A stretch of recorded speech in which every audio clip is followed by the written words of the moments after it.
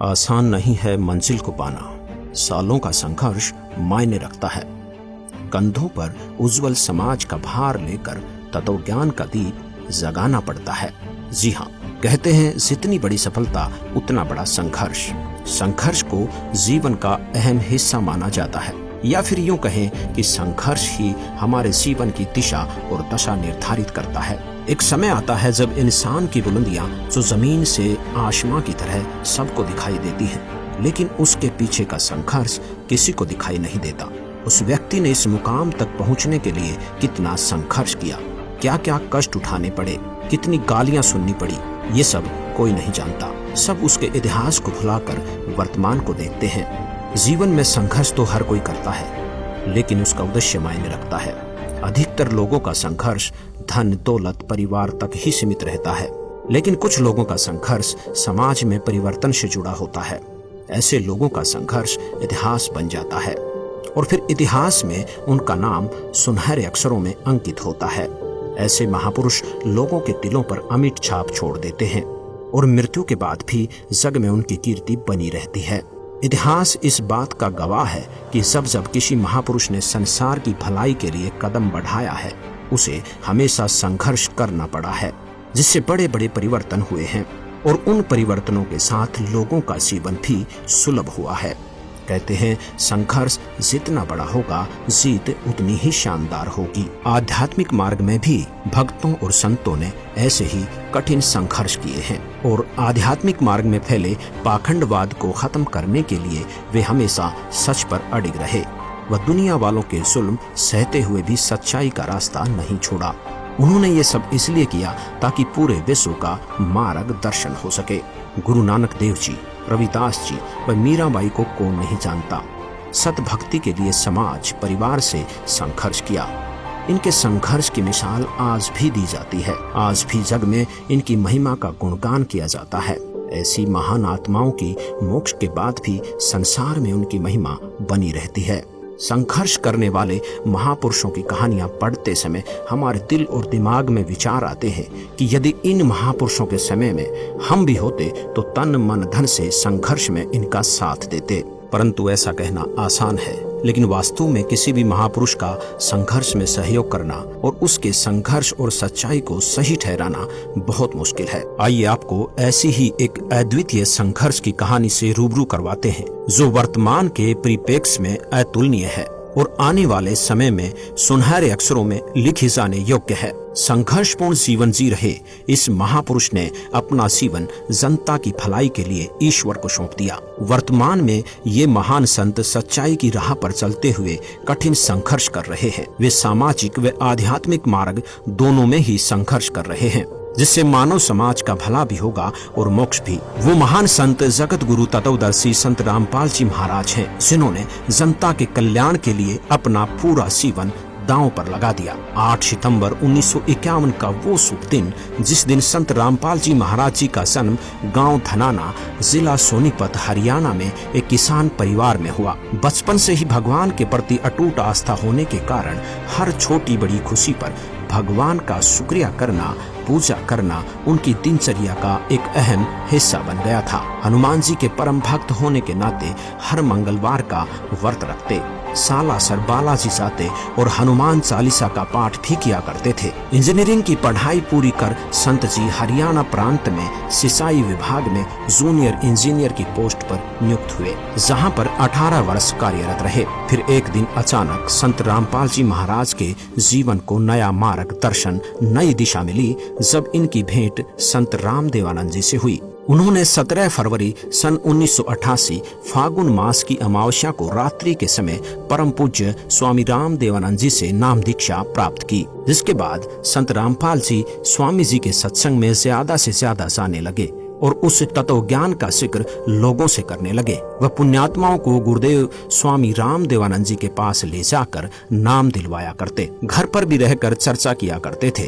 फिर एक दिन अचानक सन 1993 में परम पूज्य स्वामी रामदेवानंद जी ने सदगुरु संत रामपाल जी महाराज को सत्संग करने की आज्ञा दी। और फिर सन 1994 में नामदान की आज्ञा प्रदान की तथा आशीर्वाद दिया कि घबरा मत, मैं तेरे साथ रहूंगा और विश्व में आपके बराबर कोई संत नहीं होगा। अब जोब के साथ साथ प्रचार करना, घर घर जाकर पाठ प्रकाश करना ही संत रामपाल जी का नित्य कार्य हो गया। कुछ दिन बाद पाठ और सत्संगों की संख्या अधिक होने के कारण उन्होंने सन 1995 में जेई की पोस्ट से त्याग पत्र दे दिया, जो हरियाणा सरकार द्वारा 16 मई 2000 को पत्र क्रमांक 34923500 तिथि 16 मई 2000 के तहत स्वीकृत है। अपने घर परिवार को भगवान भरोसे छोड़कर संत रामपाल जी ने मानव कल्याण के उद्देश्य से मालिक की सेवा प्रारंभ कर दी। सन 1994 से 1998 तक संत रामपाल जी महाराज जी ने घर घर, गांव-गांव, नगर नगर में जाकर सत्संग किया। संत जी ने परमात्मा की वाणी को घर घर में पहुंचाने की शुरुआत की। इच्छुक भक्त आत्माओं के घर गरीबदास जी महाराज जी के ग्रंथ साहिब की स्थापना करते और पाठ प्रकाश करते। धीरे धीरे संत जी के बहु संख्या में अनुयायी हो गए और सन 1999 में गांव करोथा, जिला रोहतक, हरियाणा में सतलोक आश्रम की स्थापना की तथा 1 जून 1999 से 7 जून 1999 तक परमेश्वर कबीर जी के प्रकट दिवस पर 7 दिवसीय विशाल सत्संग का आयोजन करके आश्रम की शुरुआत की। वह महीने की प्रत्येक पूर्णिमा को 3 दिन का सत्संग प्रारंभ किया। सन 2003 में संत जी ने अखबारों व टीवी चैनलों के माध्यम से सत्य ज्ञान का प्रचार करना शुरू कर दिया और अन्य धर्मगुरुओं से भी शास्त्र विरुद्ध ज्ञान त्याग कर समाज को भ्रमित न करने व सत्य ज्ञान स्वीकार करने का आग्रह किया। परंतु नकली धर्मगुरुओं ने अपनी दुकानें बंद होती देख इस सत्य ज्ञान को स्वीकार करने की बजाय इसका विरोध करना शुरू कर दिया। जिसके बाद जहाँ भी जिस भी नगर में संत रामपाल जी सत्संग करने जाते, वहीं अन्य अज्ञानी धर्मगुरुओं के बहकावे में आकर लोग विरोध करने लगे और कुछ पुण्यात्माएं सत्य ज्ञान को स्वीकार भी करने लगे। संत रामपाल जी महाराज दिन रात सत्संग करते और पुस्तकें लिख लिख कर उनका प्रचार करते।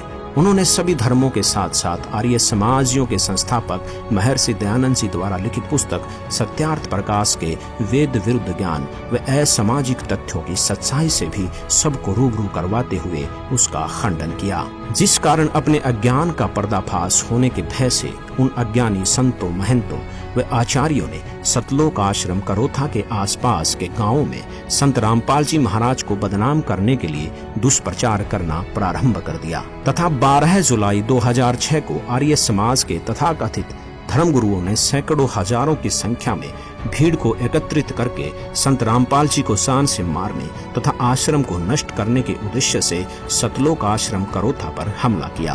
पत्थर, पेट्रोल, बम और बंदूकों के माध्यम से उपद्रवियों ने आश्रम में उपस्थित श्रद्धालुओं को निशाना बनाने की कोशिश की।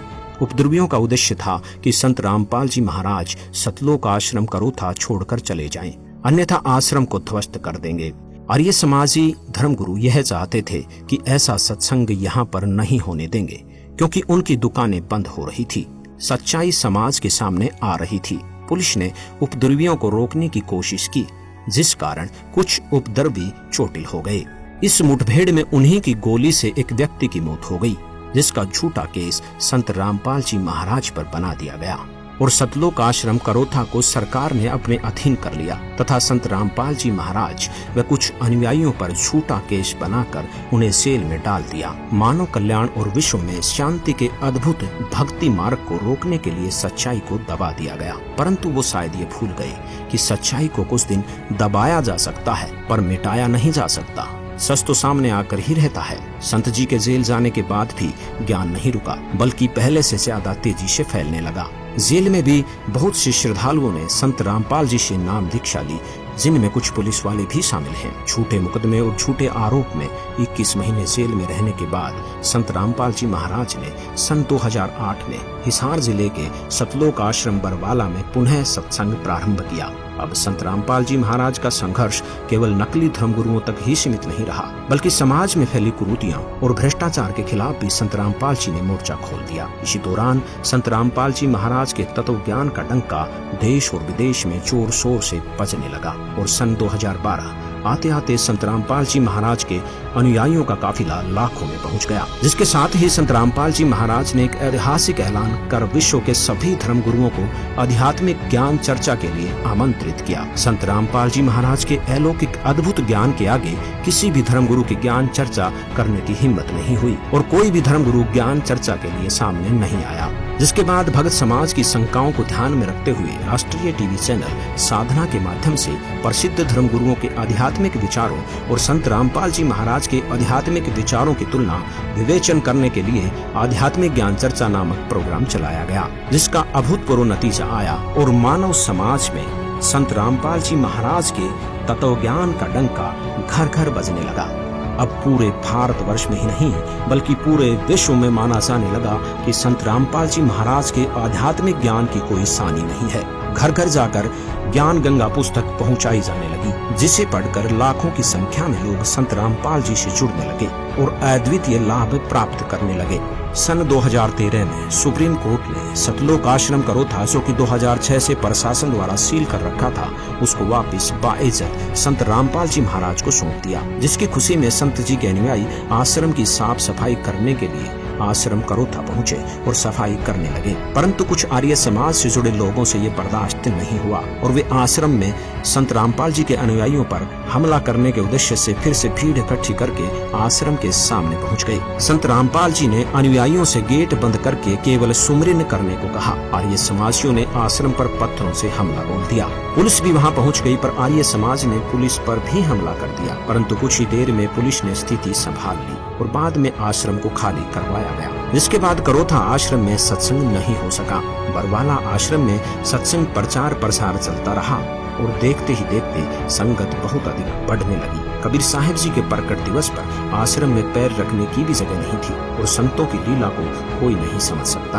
परमात्मा के तत्व ज्ञान का प्रचार तीव्र गति से बढ़ाने के लिए संत जी को कठिन संघर्ष करना पड़ रहा है। नवंबर 2014 में हुए बरवाला कांड को तो हर कोई जानता है। तकरीबन 4 घंटे चले उस घमासान और उपद्रव को देखकर मानवता शर्मसार हो गई। अचरज की बात तो यह है कि इस उपद्रव में 6 लोगों की मौत हो गई, जिसका आरोप भी संत रामपाल जी महाराज के सिर पर मंड दिया गया। संत रामपाल जी महाराज व उनके अनुयायियों पर झूठे केस लगाए गए, जिसका उनके पास कोई सबूत नहीं था। उनके जेल जाने के बाद भी तत्व ज्ञान रुका नहीं, बल्कि पहले से 10 गुना तेजी से विश्व में फैल रहा है। सच की राह पर चलने वाले हर महापुरुष को कठिन से कठिन संघर्ष करना पड़ा है, फिर चाहे वे स्वयं परमेश्वर कबीर साहिब जी ही क्यों न हो, जिन्हें सत्य आध्यात्मिक ज्ञान का प्रचार करने के शुरू में 52 बार जान से मारने का प्रयत्न किया गया, परंतु सच को मिटाया नहीं जा सकता। सच ऊपर आकर ही रहता है। संत रामपाल जी महाराज ने केवल आध्यात्मिक मार्ग में ही संघर्ष नहीं किया, बल्कि